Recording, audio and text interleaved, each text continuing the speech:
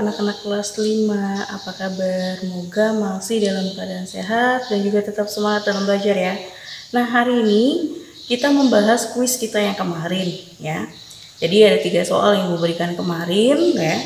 Yang pertama, bagaimana pengaruh kondisi Indonesia sebagai negara kepulauan terhadap kegiatan transportasi penduduknya. Kemudian, mengapa budaya asing yang masuk ke Indonesia tidak boleh langsung kita terima dan ikuti? Dan soal yang terakhir adalah apa jenis lingkungan alam tempat tinggalmu dan sebutkan contoh kegiatan ekonomi masyarakat yang dipengaruhi lingkungan alam di sekitarmu. Nah, apa yang sudah kalian kumpulkan sudah benar ya, apa yang sudah kalian kerjakan. Nah, mari kita bahas satu persatu dari apa yang sudah kalian kumpulkan dari Ibu ya. Bagaimana pengaruh dari kondisi Indonesia sebagai negara kepulauan terhadap kegiatan transportasi penduduknya.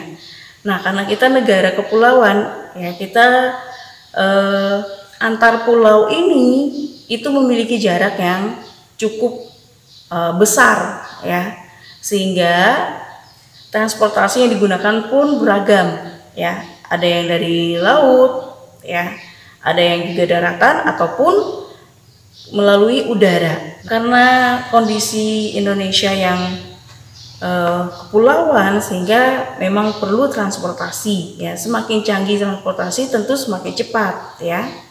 Kalau zaman dulu mungkin kita lama dari provinsi ini, jangankan dari provinsi ya, antar kota aja tuh susah. Tapi kalau sekarang kan sudah perkembangan zaman ya, transportasi sudah dibenahi, itu sudah semakin menguntungkan dan penduduk pun mudah untuk melakukan perjalanan. Nah, memang yang paling cepat untuk digunakan untuk kita bisa sampai ataupun bisa mengunjungi antar pulau ini dengan cepat itu memang transportasi udara. Dan kita sudah lihat bahwa transportasi udara sudah dikembangkan ya, tidak hanya antar pulau, antar provinsi sudah mulai, dan juga ada beberapa daerah yang antar kabupaten pun bisa menggunakan transportasi udara. Nah, kita bisa lihat ya, dengan adanya kondisi kita yang sebagai negara kepulauan ini, tentu kegiatan transportasi penduduknya pun beragam seperti yang disampaikan tadi. Ada yang melalui udara, melalui air, ataupun darat. Nah, di mana jarak tempuhnya jika semakin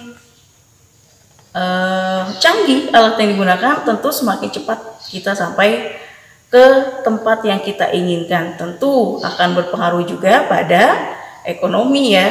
Semakin cepat transportasi tentu akan semakin mahal dibandingkan transportasi yang biasa. Oke? Nah, halnya seperti itu, hampir samalah dengan apa yang sudah kalian jawab. Yang kedua, mengapa budaya asing yang masuk ke Indonesia tidak boleh langsung kita terima dan ikuti?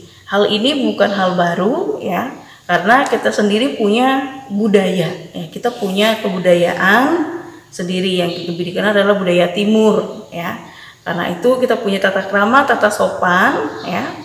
Jadi apa yang ada di luar sana bukan berarti kita tidak bisa mengikuti kemudian menolak begitu saja, tidak demikian. Kita bisa menerima tapi dengan cara memilah mana sih yang layak kita gunakan, mana sih yang layak bisa kita terapkan dalam kehidupan sehari-hari kita.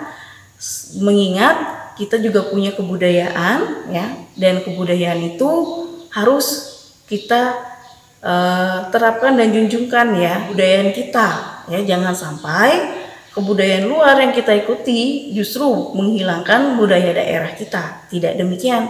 Karena itulah kenapa di sini dikatakan kenapa budaya asing tidak boleh langsung kita terima dan kita ikuti. Lah, kenapa kita harus bisa memilah? Karena kita juga punya budaya yang harus kita lestarikan dan kita harus terapkan dan serta dijunjung tinggi dimanapun kita berada ya. Dan untuk yang ketiga, apa jenis lingkungan alam tempat tinggalmu dan sebutkan kegiatan ekonomi masyarakat yang dipengaruhi oleh lingkungan tersebut. Umumnya ya, jenis lingkungan alam sekitar kita itu adalah dataran rendah ya. Hal ini bisa kita lihat ya untuk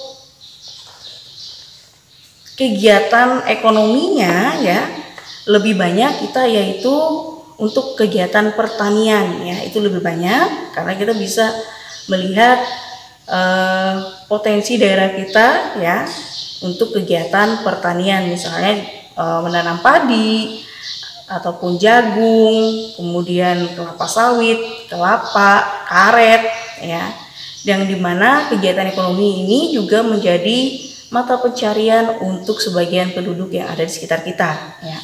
Jadi dari apa yang sudah kita bahas ya, bagaimana kondisi alam di sekitar kita adalah dataran rendah lingkungan alamnya, dan kegiatan ekonomi yang paling cocok yaitu pertanian dan perkebunan ya.